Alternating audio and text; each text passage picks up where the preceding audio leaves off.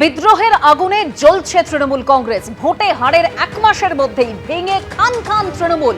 ৮০ জন তৃণমূল বিধায়কের মধ্যে বহিষ্কৃত ঋতব্রত বন্দ্যোপাধ্যায়কে সমর্থন করেছেন ৫৮ জন তৃণমূল বিধায়ক। আজ ৫৮ জন তৃণমূল বিধায়ক তারা বিধানসভায় বৈঠক করেন, যেখানে নতুন বিরোধী দলনেতা হিসেবে ঋতব্রত বন্দ্যোপাধ্যায়ের নাম প্রস্তাব করা হয়। আমরাই আসল তৃণমূল দাবি করে স্পিকারকে ইতিমধ্যেই বিদ্রোহীদের তরফে একটি চিঠি দেওয়া হয়েছে বলেই খবর পাওয়া গিয়েছে।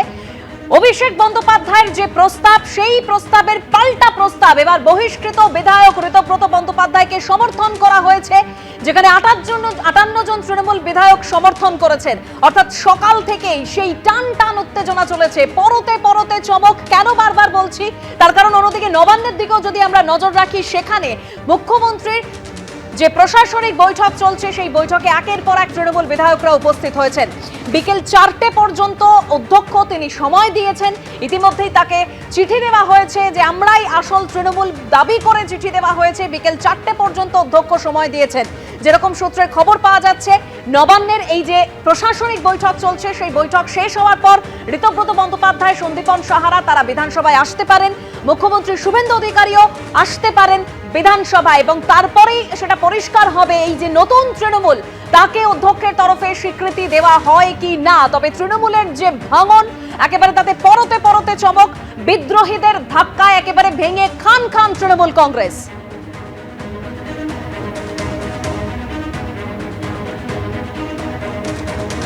আর তার আজ যে নবান্ন পর্যন্ত পৌঁছে গিয়েছে, সেই কথা আমরা বলছি কারণ নবান্নের ছবি একবার আপনাদের সামনে রাখছি, যেখানে নয়না বন্দ্যোপাধ্যায়কে আপনারা দেখতে পাচ্ছেন, তৃণমূল বিধায়ক, যাকে গতকাল মমতা বন্দ্যোপাধ্যায় ওয়াই চ্যানেলের যে ধর্ণা কর্মসূচি, সেখানে তিনি উপস্থিত ছিলেন। ফিরহাদ হাকিম, মেয়র ফিরহাদ হাকিম, কলকাতা পোর্টের যিনি তৃণমূল বিধায়ক, তিনি আজকেই নবান্নতে পৌঁছে গিয়েছেন, যেখানে একেবারে মুখ্যমন্ত্রী শুভেন্দু অধিকারীর প্রশাসনিক বৈঠক চলছে। বিরোধীরা যে এই প্রশাসনিক বৈঠকে উপস্থিত থাকবেন এবং বিরোধীদের যে দরকার, সেটা আগেই মুখ্যমন্ত্রী শুভেন্দু অধিকারী তিনি স্পষ্ট করে দিয়েছিলেন। তবে আগের সরকারের আমলে, অর্থাৎ তৃণমূল জমানায়, বিরোধীদের বলার জায়গা থাকতো না। তবে এবারের এই যে প্রশাসনিক বৈঠক, নতুন সরকার অর্থাৎ বিজেপি সরকারের নবান্ন সভাঘরে প্রশাসনিক বৈঠক। এর আগে কল্যাণীতে যে প্রশাসনিক বৈঠক হয়েছিল, আমরা দেখেছিলাম কাকুলি ঘোষ দস্তিদার সহ অনেক বিধায়ক সেখানে উপস্থিত হয়েছিলেন। তবে আজকেও যে ছবি ধরা পড়ল, নবান্নতে, নবান্ন সভাঘরে যে প্রশাসনিক বৈঠক এই মুহূর্তে চলছে, সেখানে একাধিক তৃণমূল বিধায়ক তারা উপস্থিত হয়েছেন।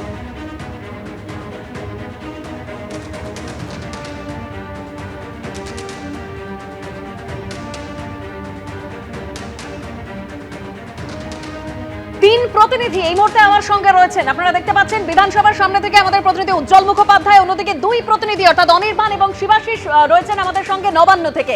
তবে এই যে বিধানসভায় সকাল থেকে টান টান উত্তেজনা, পরতে পরতে চমক ধরা পড়লো, ঠিক কি কি হলো সকাল থেকে, সরাসরি একবার উজ্জ্বলের কাছে চলে যাব।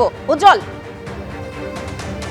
না, উজ্জ্বলের সঙ্গে আমাদের যোগাযোগ বিচ্ছিন্ন হয়েছে। একদিকে বিধানসভার এই পরতে পরতে চমক, তারই মধ্যে নবান্নতে একেবারে যে নয়না বন্দ্যোপাধ্যায় অর্থাৎ তৃণমূল বিধায়করা, মোট ২০ জন তৃণমূল বিধায়ক নবান্ন সভাঘরে এই বৈঠকে, প্রশাসনিক বৈঠকে রয়েছেন।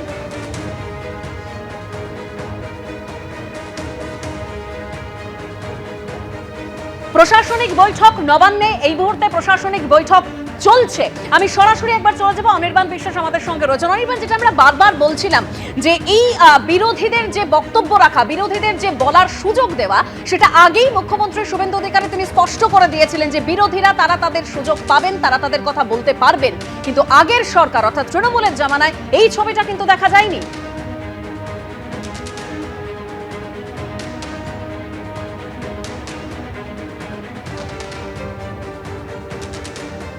না, অনির্বাণের সঙ্গে আমাদের যোগাযোগ বিচ্ছিন্ন হয়েছে, আবারও যোগাযোগ করার চেষ্টা করব। তবে আজকের অত্যন্ত তাৎপর্যপূর্ণ যে ছবি, মেয়র ফিরহাদ হাকিম তিনি আজকের এই প্রশাসনিক বৈঠকে উপস্থিত হয়েছেন।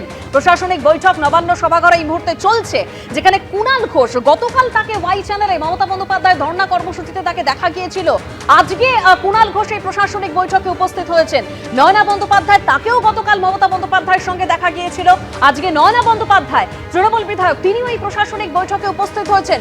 অন্যদিকে জাভেদ খান, গতকাল তিনি ক্ষোভ উগরে দিয়েছিলেন, দলের বিরুদ্ধে একাধিক চাঞ্চল্যকর অভিযোগ তিনি সামনে এনেছিলেন। সেই জাভেদ খান আজকে তিনি উপস্থিত হয়েছেন।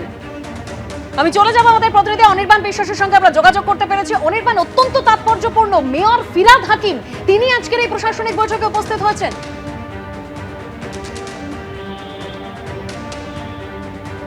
দেখো, একদমই মেয়র ফিরহাদ হাকিম একদিকে তিনি যেমন কলকাতার মহানাগরিক, তার পাশাপাশি তিনি কিন্তু কলকাতার যে বন্দর এরিয়া, সেই বন্দর এরিয়ার কিন্তু তিনি বিধায়কও। স্বাভাবিকভাবে আজকের এই বৈঠকে তার উপস্থিতি সেটা যথেষ্ট তাৎপর্যপূর্ণ। এবং তুমি জানো 2026 সালের ডিসেম্বর মাসে কলকাতা পুরসভার ভোট রয়েছে, এবং সেই ভোটের আগে এই যে বৈঠক, আজকে মুখ্যমন্ত্রীর ডাকা প্রশাসনিক বৈঠক, সেই বৈঠকে কিন্তু পাশে হাওড়া, দক্ষিণ 24 পরগনা এবং কলকাতাকে নিয়ে বৈঠক হচ্ছে। মূলত প্রাক বর্ষায় বৈঠক, সেখানে কিন্তু দুটো তিনটে জিনিস অত্যন্ত গুরুত্ব পাবে, এটা কিন্তু আগেই জানিয়ে দিয়েছিলেন অগ্নিমিত্রা পাল। তিনি কিন্তু পুরো নগরোন্নয়ন মন্ত্রী, তিনি জানিয়েছিলেন যে বুধবার এই পর্যালোচনা বৈঠক হবে, যে বৈঠকে প্রাক বর্ষার ক্ষেত্রে বেশ কয়েকটি জিনিস তারা গুরুত্ব দিচ্ছেন। এক, শহরে জল জমা। তুমি জানো হাওড়ার একটা বিস্তীর্ণ এলাকা প্লাবিত হয়, তার পাশাপাশি কলকাতার বিভিন্ন জায়গায় ব্ল্যাক স্পট রয়েছে জল জমার ক্ষেত্রে, এবং তার পাশাপাশি মশাবাহিত রোগ। এবং সবচেয়ে বেশি যেটা গুরুত্বপূর্ণ প্রশাসনের কাছে বা এই সময় এই মুহূর্তে রাজ্য সরকারের কাছে, সেটা হচ্ছে কিন্তু বিদ্যুৎপৃষ্ট হয়ে মৃত্যুর যে ঘটনা প্রত্যেক বছর ঘটছে শহরে, সেই সমস্ত বিষয়গুলো নিয়ে কিন্তু আজকে আলাপ আলোচনা চলছে।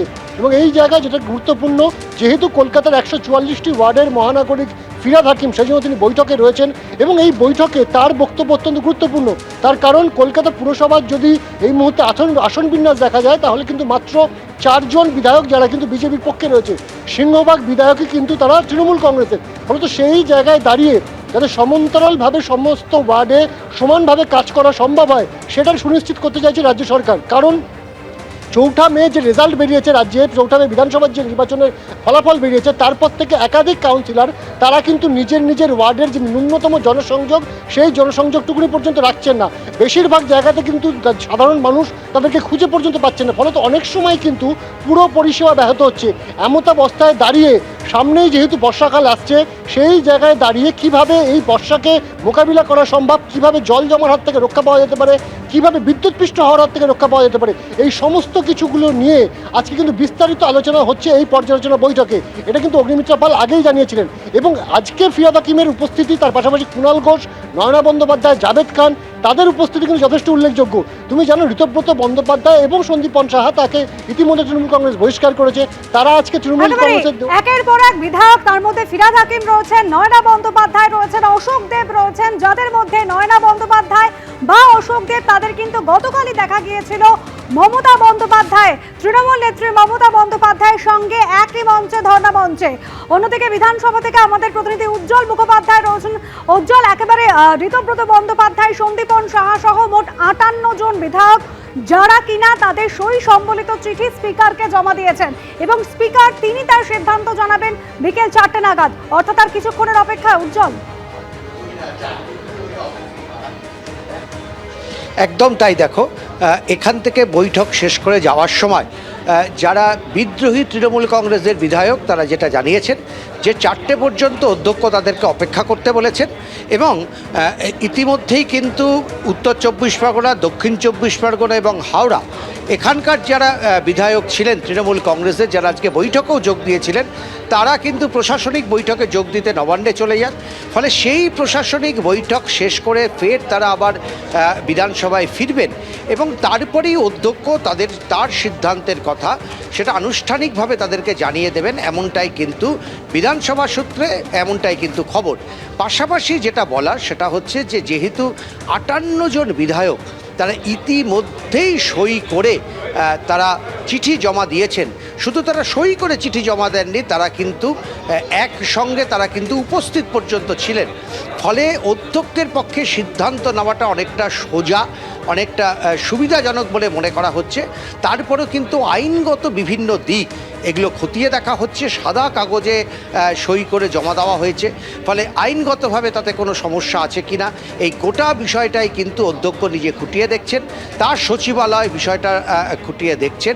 প্রয়োজনে যারা আইনজ্ঞ তাদের সঙ্গে পরামর্শ করা হবে, এবং তারপর অধ্যক্ষ যদি আজকে এই চিঠি ঋতব্রত বন্দ্যোপাধ্যায়দের হাতে তুলে দিয়ে পরিষদীয় দলকে স্বীকৃতি দেওয়া এবং পরিষদীয় দলের নেতা হিসেবে ঋতব্রত বন্দ্যোপাধ্যায়কে বিরোধী দলনেতা হিসেবে স্বীকৃতি দেওয়া, এই পর্বটা যদি আজকে সম্পন্ন হয়, তাহলে নিঃসন্দেহে বলা যাবে পশ্চিমবঙ্গের রাজনৈতিক ইতিহাসে আজকের দিনটা নজিরবিহীন।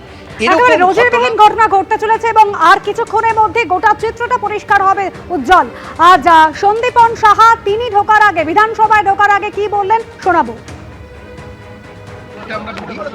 করার পরে যা বলার মিটিং এর পরে বলে গেলেন যে আমরা বিরোধী দলনেতা নতুন করে স্থির করতে চাই, সন্দীপন এবং ঋতব্রত যা সিদ্ধান্ত নিচ্ছে আমরা সহমত পোষণ করে এগোবো। সেটা দেখুন আমাদের মিটিংটা হোক, মিটিংটা না হলে কিছু বলতে পারবো না। কতজন থাকবে কতজন থাকবে দেখতে পারবেন, সংখ্যাটা দেখতে পারবেন, মোর দ্যান 2/3। সকলে যারা আমরা এমএলএ আছি, তৃণমূল কংগ্রেসের যারা আমরা এমএলএ আছি, সবাই মিলে এটা আমরা অর্গানাইজ করি। কতদিন আছেন আজকে দেখতে পাবেন, একটু পরে আমরা জানিয়ে দেব। কি হবে আজকে? আমরা বিরোধী দলনেতা কে হবে সেটাকে নিয়েই আজকে বিধানসভায় তৃণমূল কংগ্রেসের মেজরিটি আমরা এমএলএরা আলোচনা করে আজকে ঠিক করব।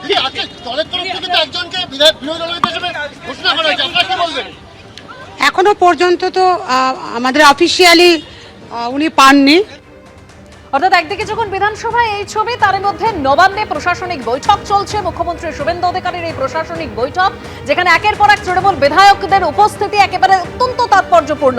নয়না বন্দ্যোপাধ্যায়, কুণাল ঘোষ থেকে শুরু করে ফিরহাদ হাকিম, মমতা বন্দ্যোপাধ্যায় ঘনিষ্ঠ এই তৃণমূল বিধায়করা আজকে তারা উপস্থিত হয়েছেন। কতটা তাৎপর্যপূর্ণ সরাসরি শিবাশিস মৌলিক। শিবাশিস, একদমই তাই। দেখো, শুরুতেই তোমায় বলে রাখি দেবস্মিতা যে আজ নবান্ন সভাঘরে যে বৈঠক হচ্ছে সেই বৈঠকে কিন্তু বেশ কয়েকটা গুরুত্ব রয়েছে। যেমন কেন্দ্র রাজ্য সমন্বয় গড়ার জন্য সেই বৈঠক ডাকা হয়েছিল, প্রাক বর্ষা প্রস্তুতির জন্য সেই বৈঠক ডাকা হয়েছিল এবং নতুন যারা নির্বাচিত বিধায়ক তাদের সাথে প্রশাসনিক মহলে বিভিন্ন কর্তা আধিকারিক তাদের পরিচয় করিয়ে দেওয়ার জন্য এই প্রশাসনিক বৈঠকগুলি করা হচ্ছে। এবং সেক্ষেত্রে বিরোধীদের বিধায়কদেরও কিন্তু বলা হয়েছে তাদের প্রত্যেককে আমন্ত্রণ জানানো হবে। এই দক্ষিণ চব্বিশ পরগনা, এই কলকাতা, এই হাওড়া কয়েক মাস আগে পর্যন্ত কিন্তু তৃণমূল কংগ্রেসের গড় ধরা হতো এই 3 জেলাকে, এবং সেই জেলাতে দাঁড়িয়ে আজ হাওড়াতে আমরা যে নবান্নের সভাঘরে যে বৈঠক হচ্ছে সেখানে হাওড়ার একাধিক তৃণমূল বিধায়ক তারা উপস্থিত হয়েছেন। কলকাতায় শোভনদেব চট্টোপাধ্যায় ব্যতীত সকল তৃণমূল বিধায়ক তারা ইতিমধ্যেই পৌঁছে গিয়েছেন নবান্ন সভাঘরে। আজকে যে বৈঠক চলছে এখন সেই বৈঠকে তারা যোগ দিয়েছেন। এমনকি সেই তালিকায় ফিরহাদ হাকিম, কুণাল ঘোষ তারা রয়েছেন। ফিরহাদ হাকিম শুধু সাধারণ কোনো বিধায়ক নন, তিনি কলকাতা পুরসভার মহানাগরিক। কুণাল ঘোষ তিনি দলের বিশেষ দায়িত্বপ্রাপ্ত তিনি মুখপাত্র। এবং সেই সময় দাঁড়িয়ে কিন্তু দেখা যাচ্ছে দক্ষিণ চব্বিশ পরগনা সেখান থেকেও একাধিক বিধায়ক, অন্তত 20 জন, যদি ঋতব্রত বন্দ্যোপাধ্যায় এবং সন্দীপন সাহা এই 2 বহিষ্কৃত তৃণমূল বিধায়ককে ধরা হয়, অন্তত 20 জন তৃণমূল বিধায়ক তারা এই বৈঠকে যোগ দিয়েছেন। এবং ফিরহাদ হাকিম সহ একাধিক তৃণমূল বিধায়ককে বলার সুযোগ করে দিয়েছেন খোদ মুখ্যমন্ত্রী শুভেন্দু অধিকারী। এবং কলকাতা পুরসভার, আমরা জানি যে পশ্চিমবঙ্গের রাজধানী কলকাতা, সেই কলকাতা পুরসভার প্রাক বর্ষা প্রস্তুতি নিয়ে সমস্যা কী রয়েছে, সরকারের কী সাহায্য দরকার, প্রয়োজনে কেন্দ্রীয় সরকারের কোনো সাহায্য প্রয়োজন কিনা তাও জানতে চাওয়া হয়েছে ফিরহাদ হাকিমের কাছে।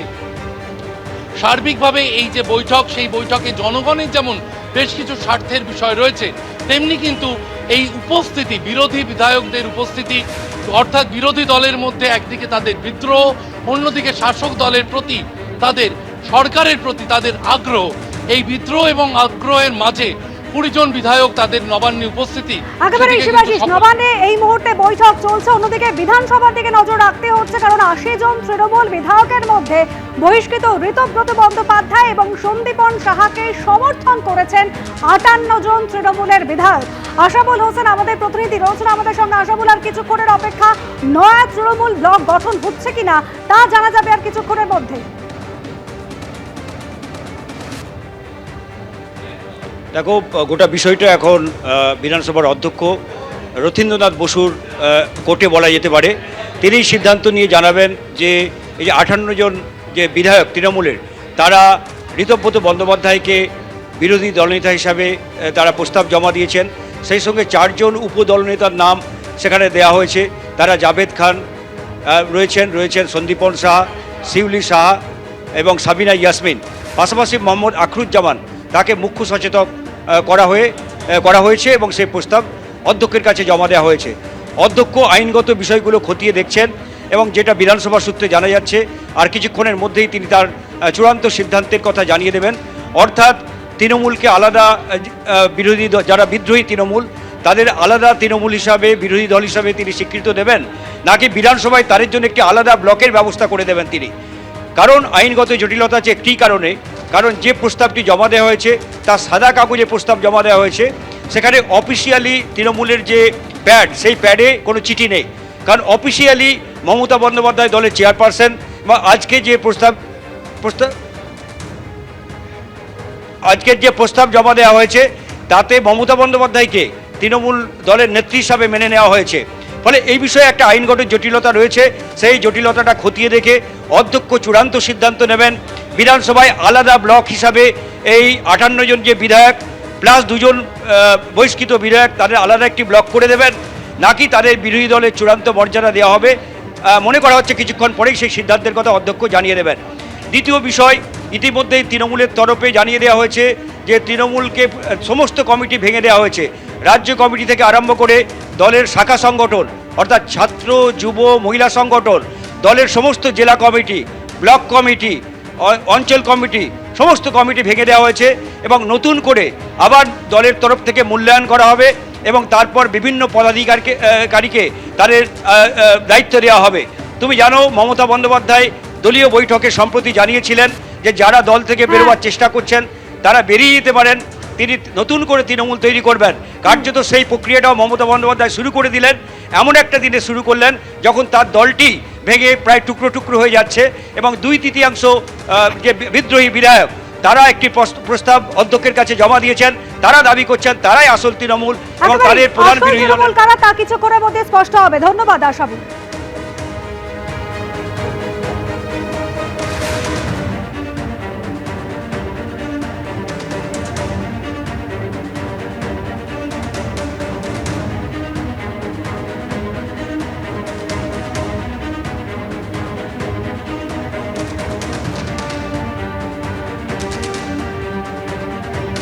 এবিপি আনন্দ, এগিয়ে থাকে, এগিয়ে রাখে।